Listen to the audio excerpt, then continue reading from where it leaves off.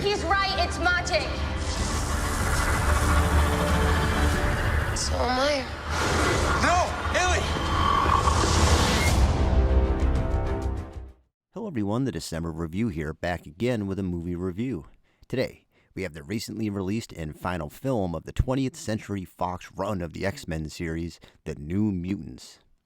The film has a long history of first being slated for a 2018 release, but being tied up the past 2 years with reports of needed reshoots while Disney took control of the Fox production company. After having a run in theaters, it's currently out to rent on video on demand. As a big fan of the comic book series, I've been looking forward to this film. Were the rumors and delays a sign of a troubled film, or did Fox go out on a high note for fans of the X-Men universe? Let's find out. You're not alone. Not anymore. Do you know what mutants are? The plot revolves around Dani Moonstar, the lone survivor of a tornado that ravished her family and reservation. After the events of the storm, she awakes inside a hospital where Dr. Cecilia Reyes informs her that she is a mutant and needs to stay in order to harness whatever special ability it is that she has. Also inside the hospital are 4 other people being kept. They include Rain Sinclair, aka Wolfsbane, Ilyana Rasputin, aka Magic, Bobby DaCosta, aka Sunspot, and Sam Guthrie, aka Cannonball. The group looks for answers about themselves, their powers, the Doctor looking after them, and what it all means in the world where the X-Men exist. This isn't a hospital. It's a cage. So here's a pretty good litmus test for where you might fall in regard to this film being good, bad, or great. There was a promotional poster that came out a while back, one of the many fantastic images that specifically echoed the poster for none other than the great Nightmare on Elm Street Part 3, The Dream Warriors. Here they are together for comparison. Sorry, kid. I don't believe in fairy tales. Taken at face value, it could appear to just be a cool nod from the artist team, but as I watched the film, it was apparent, at least to me, that the more subtle ideas from A Nightmare Part 3 hold true here in The New Mutants. A group of kids being held against their will at a hospital which claims to have their best interest at heart. Meanwhile, spooky things are happening to each person, which blends a supernatural world within their reality. If Freddy himself popped in for a cameo, I truly wouldn't have been surprised. This is it, Jennifer. Your big break in TV. The movie does contain your standard origin story springboard. We follow the group around for the first hour or so, slowly learning more about their backstories and their special powers. Dani befriends Rain, who shows her around the area and offers her advice on what to expect. Ilyana takes the bullying role here, gleefully tricking Dani into running face first into an invisible shield around the campus, while also making her life as difficult as she can. We've all seen these origin tales countless times, but to the film's credit, I found myself forgetting the checklist of introduction tropes and enjoying the storyline playing out without a distraction. If you're not familiar with these characters through the comics, then the storyline should hold enough interest throughout, as the biggest mystery to unravel comes in the form of what Rain's powers are. The special effects are mostly very good here. There are some great moments as the group uses its abilities to varying degrees of success. The sword and armor work on Magic is pretty damn cool, along with Lockheed getting some screen time. Wolfbane's wolf form comes off looking very well with some added claw bite, especially towards the end of the film. Those things can shred.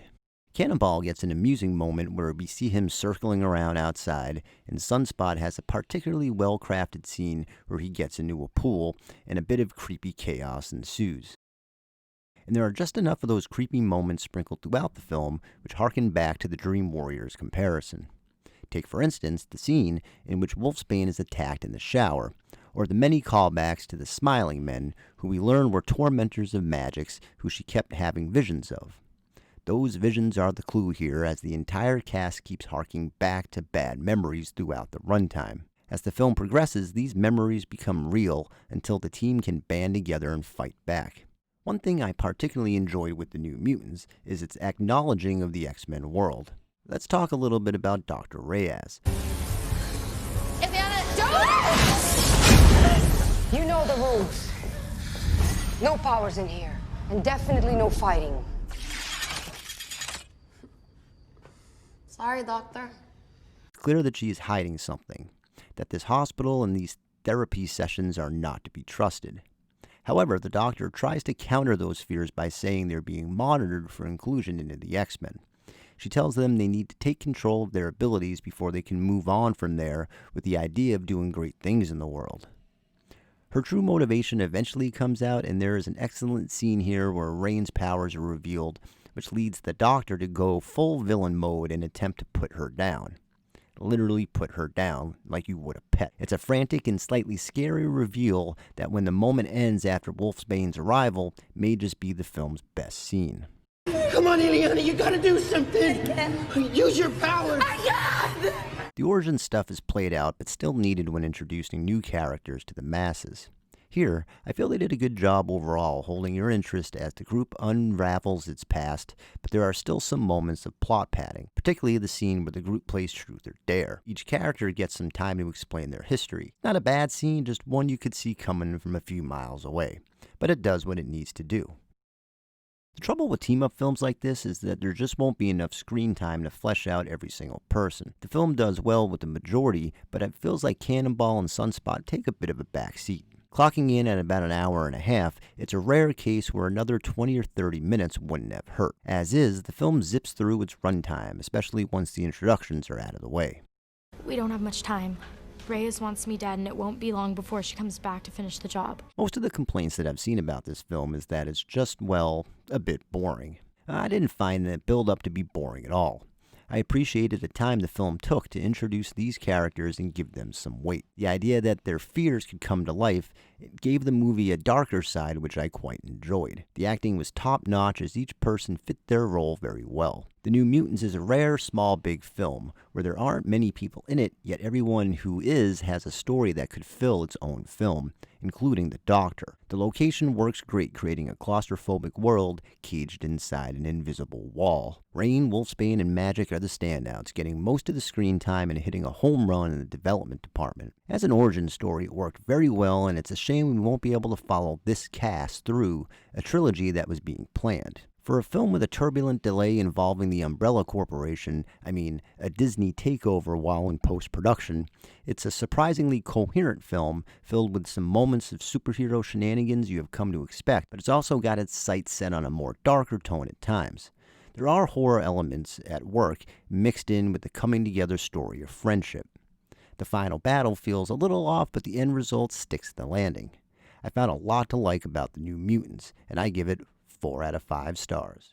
If you like this video, make sure to subscribe to the channel for more and give me a shout out in the comments section.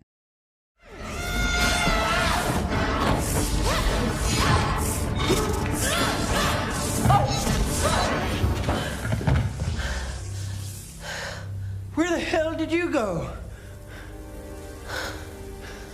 Their special place.